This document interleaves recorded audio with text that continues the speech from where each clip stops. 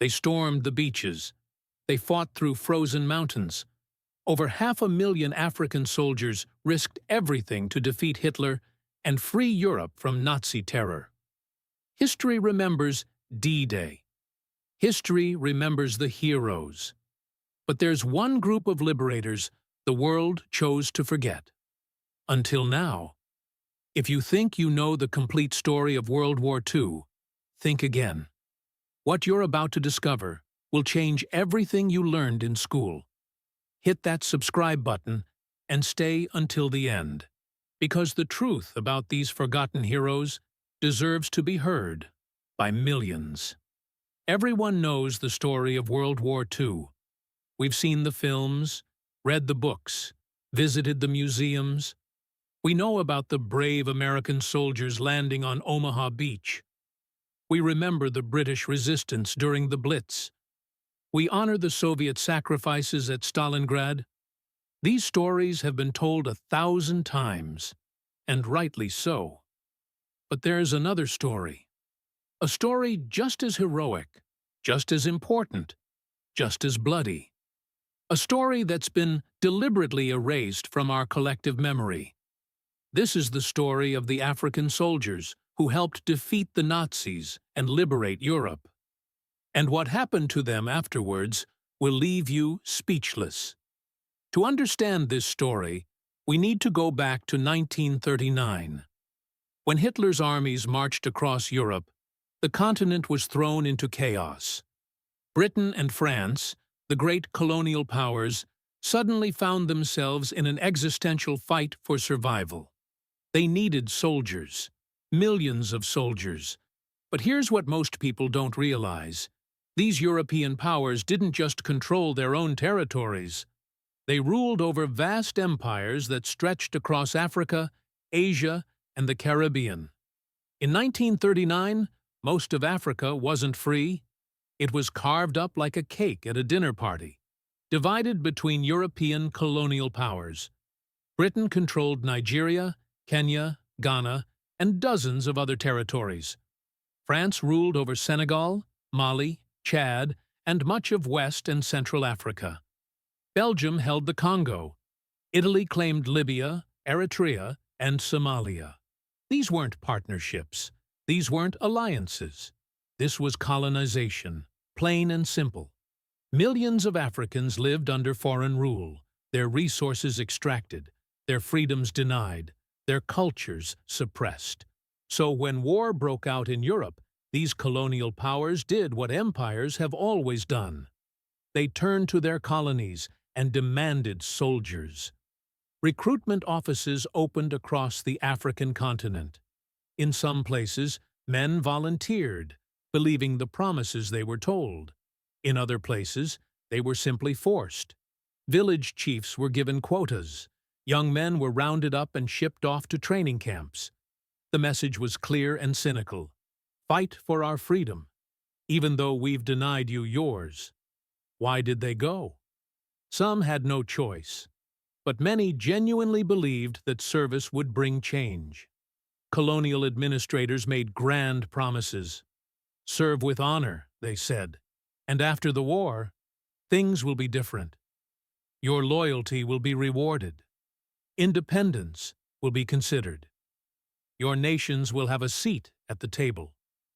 For men living under the boot of colonialism, these promises offered hope. Others joined for economic reasons. The pay, though less than white soldiers received, was still more than they could earn at home. Some joined out of a genuine belief that fascism needed to be stopped, that Hitler's racist ideology threatened everyone, including Africa. And so they came. From the deserts of North Africa to the jungles of Central Africa, from the coasts of West Africa to the highlands of East Africa. Young men said goodbye to their families, left their villages, and prepared to fight in a war thousands of miles from home. Most had never seen Europe. Many had never even left their own regions. They were about to fight in mountains they couldn't imagine, in cold they'd never experienced, for countries that had colonized their own. The numbers alone should shock you. Over 500,000 African soldiers served in World War II. 500,000 men. But even that number doesn't tell the full story. Hundreds of thousands more served in support roles, working as carriers, laborers, and suppliers. They built roads, carried equipment, transported the wounded. Without them, the Allied armies couldn't have functioned. But today, we're focusing on the fighters. The men who carried rifles, stormed positions, and died in combat. Let's start in Italy, because this is where one of the most brutal campaigns of the entire war took place. In 1943, Allied forces invaded Italy from the south, beginning a long, bloody push northward. The Italian mountains became a hellish battlefield. German forces had fortified the high ground, creating defensive lines that were nearly impossible to break. One position, called the Gustav Line, held up the entire Allied advance for months. Thousands of soldiers from multiple nations threw themselves at these fortifications and died. African troops were right there in the thick of it. Soldiers from Kenya, South Africa, Nigeria, and other territories fought through the Italian mountains in conditions that must have seemed like another planet. Many came from hot climates and had never seen snow. Now they were fighting in freezing temperatures, climbing steep cliffs, dodging artillery fire that echoed through the valleys. They fought with incredible courage. When the Gustav Line finally broke, when Rome was finally liberated in June 1944, African soldiers marched through those streets. But you won't find many photographs of them in the history books. While Europe focuses on the Western Front, there was another massive theater of war that often gets overlooked: Burma. In the jungles of Southeast Asia, African soldiers fought one of the most grueling campaigns imaginable. The Japanese army was fierce, experienced, and deeply entrenched. The jungle itself was an enemy. Malaria, dysentery, and tropical diseases killed as many men as bullets did. Supplies had to be dropped by air because the terrain was too difficult for vehicles. Rain turned everything into mud. Leeches, snakes, and insects were constant companions. African troops, particularly those from East and West Africa, fought through this nightmare. They tracked Japanese soldiers through dense jungle. They held positions during monsoon rains. They carried out patrols in heat and humidity that was overwhelming even for men from tropical climates. The Burma campaign doesn't get the attention of D-Day or Stalingrad, but it was absolutely critical. If Japan had succeeded in Burma, they would have threatened India, controlled vital supply routes, and extended the war by years. African soldiers helped prevent that. Then there's the liberation of France. Everyone knows about the D-Day landings in Normandy. It's been immortalized in countless films. But there was another invasion of France that happened 2 months later, in August 1944. Allied forces landed in southern France and began pushing northward. Among these forces were thousands of African soldiers, many serving in Free French units. They fought through the French countryside, liberated towns and cities, and pushed all the way to the German border. Here's where the story gets particularly ugly.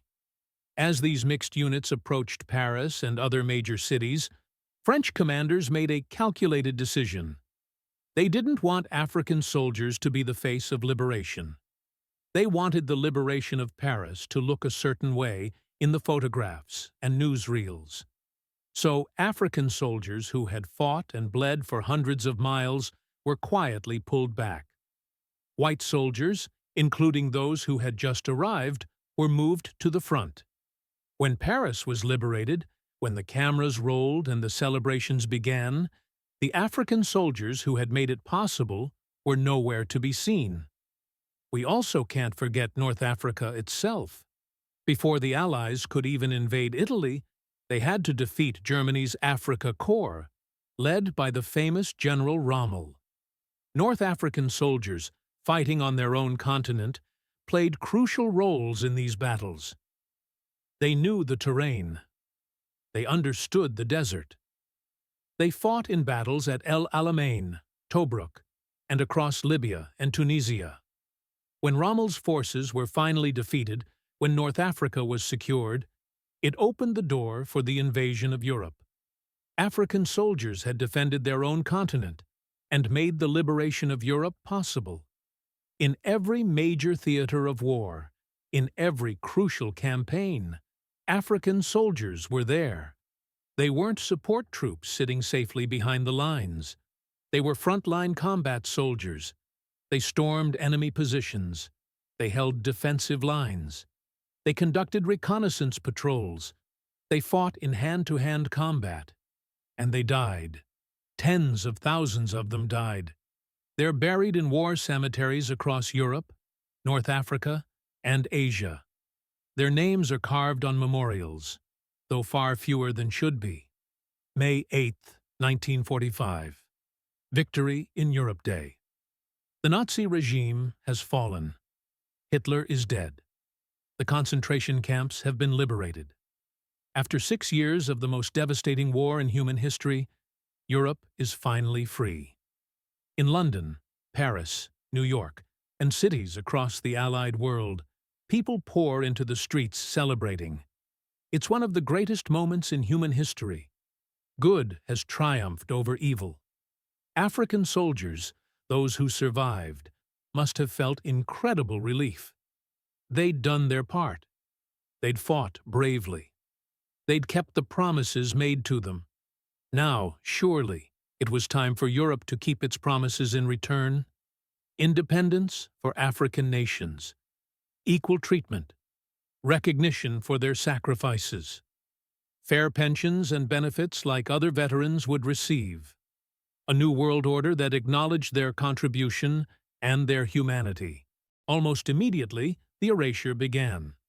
Victory parades were organized in Paris and London.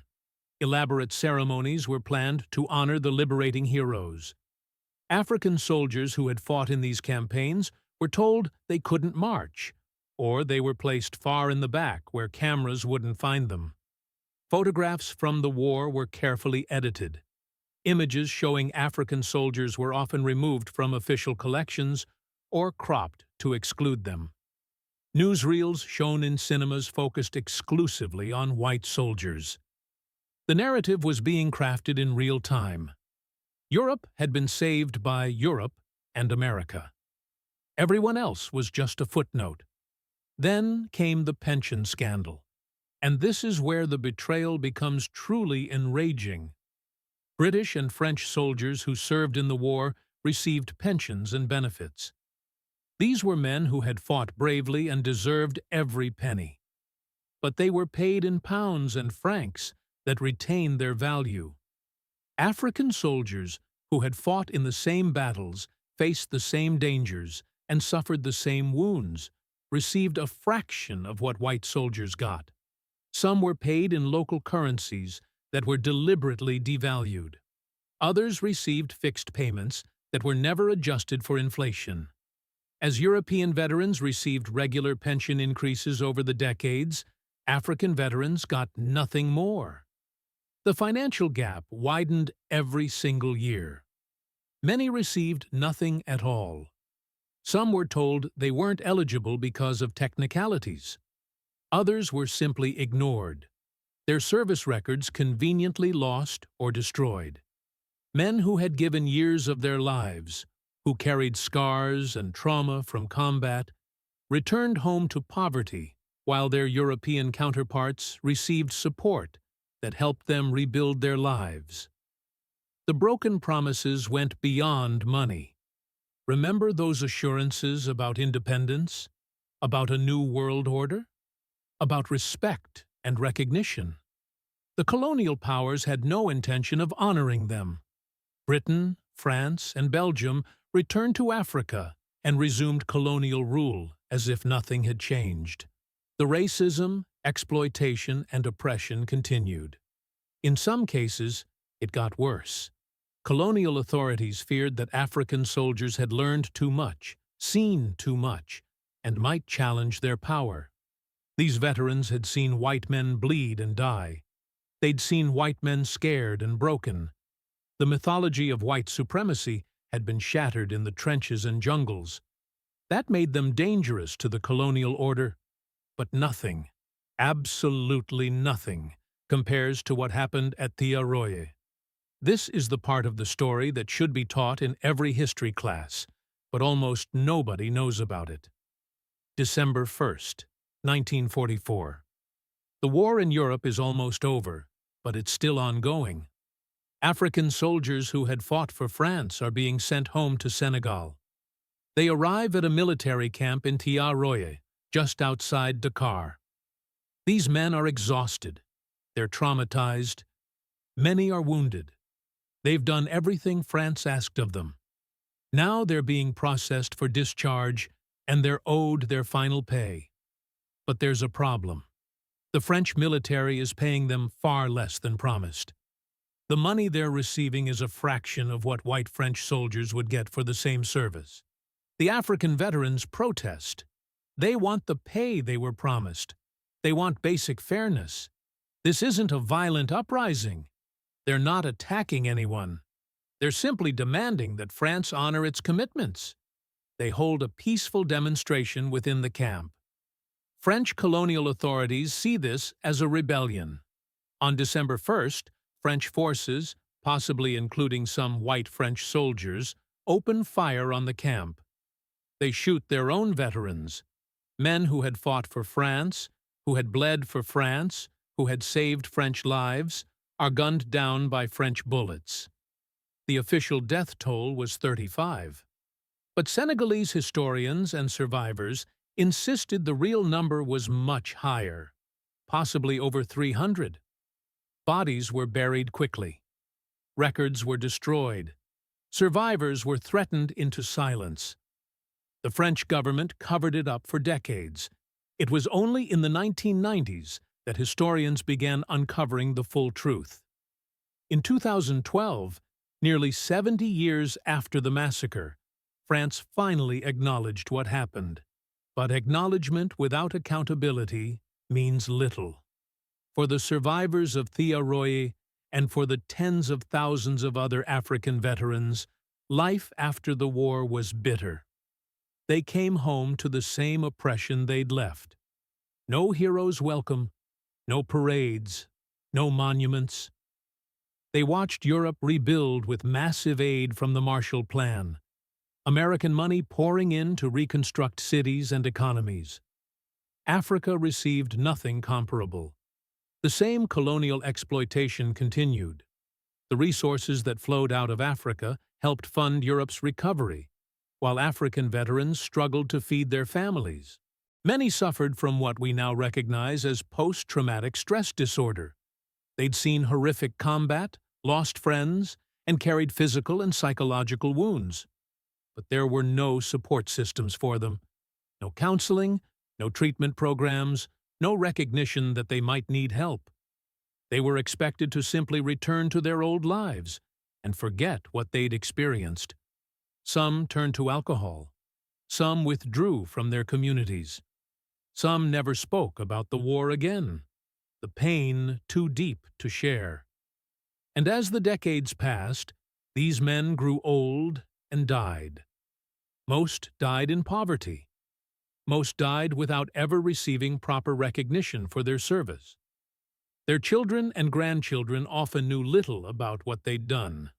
The stories were lost, deliberately buried by those who found them inconvenient. For decades, the silence held. History books published in Europe and America barely mentioned African soldiers. When they were mentioned at all, it was a footnote, a brief acknowledgement that colonial troops also served. Films about World War II showed the same stories repeatedly, always centering white American and European soldiers.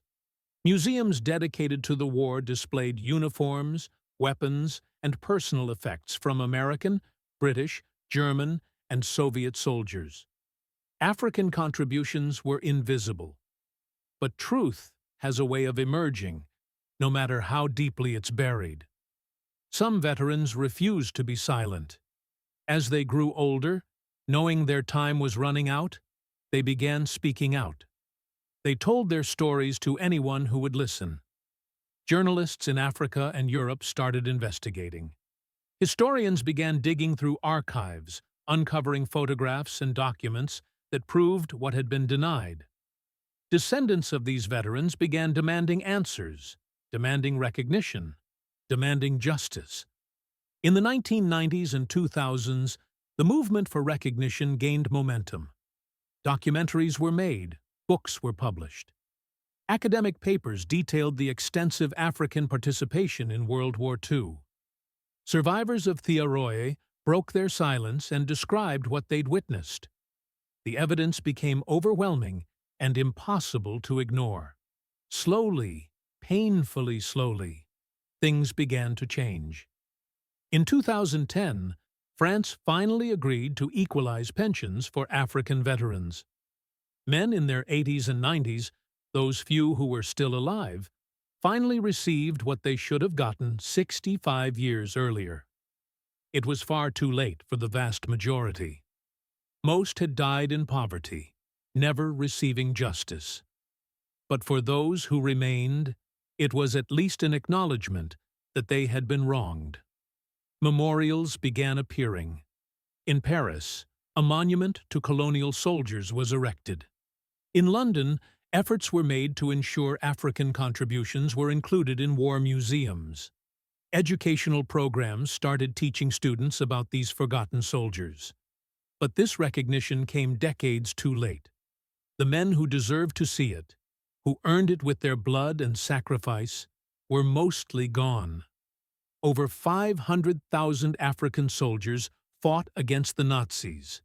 They fought in Italy, France, Burma, North Africa, and across multiple theaters of war. They faced the same dangers, showed the same courage, and made the same sacrifices as any other Allied soldiers. They helped defeat fascism and liberate Europe from Nazi tyranny. These are facts, historical facts, documented and undeniable. And yet, they were erased, deliberately removed from photographs, excluded from parades, denied equal pay, and forgotten by the nations they saved. Some were even massacred by the very countries they'd fought for. The promises made to them were broken. The gratitude owed to them was withheld. For decades, the world acted as if they had never existed. This isn't just a World War II story. This is a story about power, about who gets to write history, and about whose sacrifices are deemed worthy of remembrance. It's about the uncomfortable truths that challenge our simplified narratives of good versus evil. Yes, the Allies defeated the Nazis. Yes, that was necessary and just. But the Allies also included colonial empires that oppressed millions. African soldiers fought for freedom while denied their own. They defeated racist fascism while subjected to racism themselves. Their story demands to be told, not as a footnote, not as a side note, but as a central, essential part of World War II history. When we remember D-Day, we should remember African soldiers. When we honor veterans, we should honor all veterans. When we teach children about the war, we should teach them the complete truth, not the sanitized version. The last of these veterans are dying now. Soon, there will be none left. We're in the final years, perhaps the final months, when we can hear their testimonies firsthand. Once they're gone, we'll only have the historical record.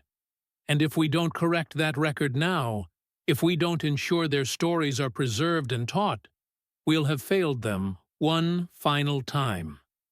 These men didn't fight for glory. They didn't fight for recognition. They fought because they believed it was right, or because they had no choice, or because they hoped for a better future. They deserve better than historical erasure. They deserve their names remembered, their courage honored, and their sacrifices acknowledged. These soldiers gave everything to defeat fascism and free Europe. The least we can do is remember their names and share their stories. If this video opened your eyes to history you never learned in school, smash that like button and share it with everyone you know. Subscribe to this channel for more untold stories that powerful people tried to bury. Drop a comment below with your thoughts. Did you know about these forgotten heroes? Together, we can make sure their sacrifice is never forgotten again. Hit that notification bell, because next week we're uncovering another shocking truth they don't teach in history class.